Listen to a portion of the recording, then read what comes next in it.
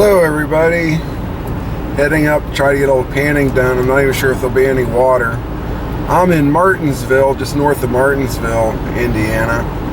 This is sort of the heart of gold country, getting ready to cross the White River right here. This is one of the main drainages for really a whole central part of the state. And take a quick peek over here. You will see it, the water of course is low. Coming up to the intersection here, give you some bearings. If you actually turn right here, you're about 5 or 6 miles from the internationally famous Pirates Cove in Brooklyn, Indiana. No, I'm gonna go left. We're gonna head up to, I need to be in the woods. Haven't been out in the woods. This is the first time I've been panning in over a month. I'd been to Cottonwood, that doesn't count. I had my high banker there, but this is a pan only day. To the left, I'm about 25, 30 miles from Spencer, Indiana. I'll be heading in that general direction. And I'm going to be on Route 67 here. For those of you not from this area, 67 is a great road to really understand the old glaciers and why there's gold in this area. So I'll take a couple shots along the road here.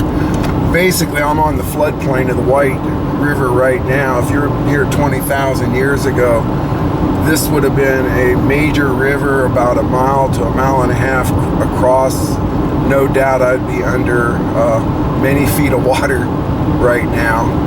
To the right, which is north, well, the terminus of the last glacier is about 6 to 10 miles to the right or north. And on this flat plain, if you can imagine 20,000 years ago, you could look out right and you'd probably see the top of the glacier 500-600 feet thick off to the north. The summer melts, there'd be torrents of water heading out of these valleys on my right. So we're going to be crossing several valleys that are actually pretty famous in Indiana gold history. We'll be crossing Fall Creek, Burkhardt Creek on our way towards Spencer. On the left you can see very flat floodplain. Occasionally this all floods out and you have a major flood here, and actually part of this road would be underwater, so still have major floods in this area. Those hills on the right, that's nothing but glacial till. Again, all of that was pushed ahead of the glaciers. Water moved it forward. So you see everything on the right, the hills from here miles north is really gold country, glacial till, and some pretty interesting geology. So if I see something interesting, I'll take another moment. See you in a minute. Just stop here for a minute. There's something really cool. You see that big just knob sticking up out of nowhere? That's called a drumlin. I'm going to zoom in on it here, and you can see just that hill. You can see you got a steeper slope to the right and then a shallower slope on the backside. That's formed from a glacial river. There's probably a protrusion of bedrock sticking up out of it that protected that from being eroded down. That would have formed probably an island most of the time. Again, so this whole valley here, again, I'm going to rotate around. This is heading north. And so this is one of the glacial melt valleys. This would have been a major river draining down into the White, and the White's down to the left. So from right to left, you're looking north to south, heading into the White, which runs east to west. But that's a really cool glacial feature right there. I'd like to dig, you get an excavator on the back side of that, no doubt you'd pick up a bunch of gold. So heading north now, we're leaving this floodplain and heading right into those hills I was pointing out. So we're heading into the till, just crossing the creek that I'll be prospecting. Not this creek, but a tributary to it. So heading right into the really terminal moraine from, well, it's not terminal moraine from the glacier, it's glacial outwash until. Alright, see you on the creek. Pretty cold. It's chilly. It's probably about 30 degrees. It's going to get up to 50 today. just show you my boots. I'm getting a new pair for Christmas. They're still, I've been patching these away, but there's probably about 5 or 6 small holes, so I'm gonna have to work shallow today. One tip for new prospectors, here's my greatest tip. One of the easiest things to do is to forget to bring stuff. So here's my #1 tip.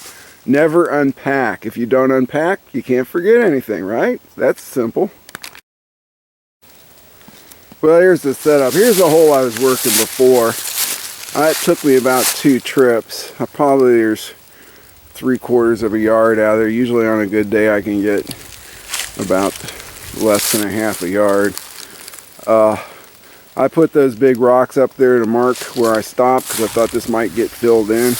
Hasn't. It's been the same as it was 2 months ago. It takes a lot, I've learned it takes a lot of water. I mean a lot of rain to get this creek moving. It's very intermittent, but here in the winter we actually got some nice, it's actually moving right up there, so we're in good shape water wise. So I'm going to turn around, pan right behind me. That's what I did the last time I was here.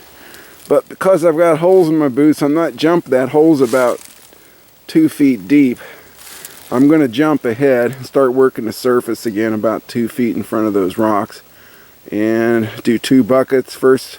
Well, 2 classified, six buckets. The first 3 I'm just going to work completely across, and then on the second one I'm going to subsample 1, 2, 3 and see if I can pick up a gold line. It's pretty good gold. It's really deep. I'm not going to get a lot of gold today. I'll get, this creek here has tons of flower gold. Again, that's fine, but boy, I got some nice pieces out of here, but they were on the clay. So it's whatever. I'm just going to start digging. I'm just scratching the surface here, show you what kind of the stuff I'm getting. Extremely small micro gold. This is 2 classified scoops. Yeah, let's see if we can see it.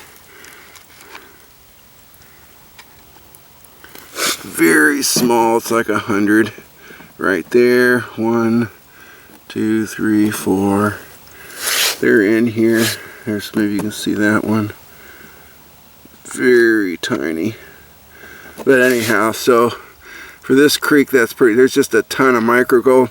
Thing is, man, if you dig long enough, this is a creek where that small stuff actually starts to add up. So again, this is on the surface. Usual story, it gets better the deeper you go. So anyhow, I'm not out to dig a big hole. I'm out here winterizing. It's my first, I'm going to call it first winter prospecting trip of the season. Got to get used to the cold. And it actually doesn't feel that cold right now. It's very quiet, almost no wind. Beautiful valley. This is where I had the hog flag. Look back at my hog flag video. So I've spent some time here. Anyhow, dig another, check back if anything starts getting better. Otherwise I'll just keep scraping along here. So I got my little trench done. There's fine gold all through there.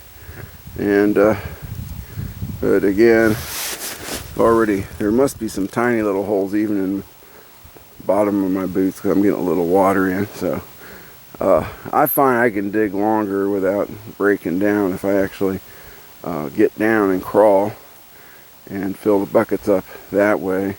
Just bending over and digging, hand tools, kind of sucks. So again, I'm just out to get some air today. We're going to go downstream here, the place I wanted to, it's a spot I've been wanting to dig. Another place where I know there's gold all through it, but back a little further off the road, just less than a 1/4 mile down. So I'm going to grab something to eat, another cup of coffee, and I'll see you down there. Okay, here's the spot. This is really cool. This valley runs probably a mile. It takes a big dog leg, and when you're driving down the road, actually go over a big hump and go around that dog leg. What we're looking at here, this is one massive gravel bar from the ancient river, and it just so happens this modern little trickle of a stream traces right around the edge of the really 20,000-year-old gravel bar. And you can see that nice rock there. The modern channel didn't move that. This is all popping out of the sides. So where we're at, I haven't dug this before right here. There's gold in here. I'm not sure it's any better than up where I was at, but this needs a lot of sampling in here. There's a little pool right here. It takes a hard dog leg and it's dug down naturally, so I want to actually dig down, and then you can see over in the edge where that's been working out material from the side of the bank. So I'm going to dig a little here, but probably just start digging up here, then use this for panning in. So but that's scoured down pretty deep. I want to see what I can get down to if it's not too bad. So check it out. So look at that stuff. I did a few test pans, that hole, there's a few specks. I just dug one. I should have done a line across. Came up here, did one close to the inside. Not too much, went a little outside. And I got 24 colors in a pan. It's just like micro gold, very small stuff. But I think I'm going to go ahead and take, I'm going to take 15 gallons right there. That'll probably be my biggest hole today. So it's not much, but we'll see if it go down a little deeper and see if it gets any bigger. So we'll see. I'll show you this stuff. It's very small. There's about 15 in here. The usual statement is you probably can't see them, but maybe you can. Tiny little stuff. So that's kind of what I'm getting out of here. I'm about, that's the first scoop out of the full classified bucket. So keep going through this. Now that's a little better. Maybe you can see it at least. Still very small stuff. There's 10 or 12 in there. Tiny. Still kind of pretty. Finally, something you can actually see. There are about 30 pieces in there. Most of them real small. But finally, that biggest one's probably a -50. Maybe. Yeah, about -50. But notice the gravel's getting a little coarser too. Down a little deeper. Start seeing that coarse black sand. That's a good sign. So I don't know, I guess I'll do a little more. I'm gonna get tired. I'm out of shape. Alright, whatever. Alright, just about ready to finish up filling one full classified bucket. Might need maybe one more of those 2.5s. Love that rock. Right behind there is what I've been popping out of this little hole right here. So here's what's going on. We got little tiny inside bend and a root blocking. And so that last pan I showed you came from about midway down. So it wasn't top material. I had to go down a little bit. So this is right off the bottom. Hopefully this will be my last full bucket. Probably did about just 4 classified buckets a day. So just, you saw the last one was the best. So it's mostly fine gold. That's what I expect here. But this is going to be, I guarantee you, got some good looking material here that'll at least be as good as that last pan. We'll have several of those. So we'll see if we get lucky. Okay. I'll show you what we get. Well, the end. Really didn't pick up any size, just consistent. A lot of small stuff, very small. Picked up a couple more of those, like, I don't know, -50 to 70s, whatever they are. But a lot of finds, several hundred finds. Probably not too small to really add up to anything. It's not even going to be half of a tenth. All right, time to get out of here. Day's wearing on. Long drive home.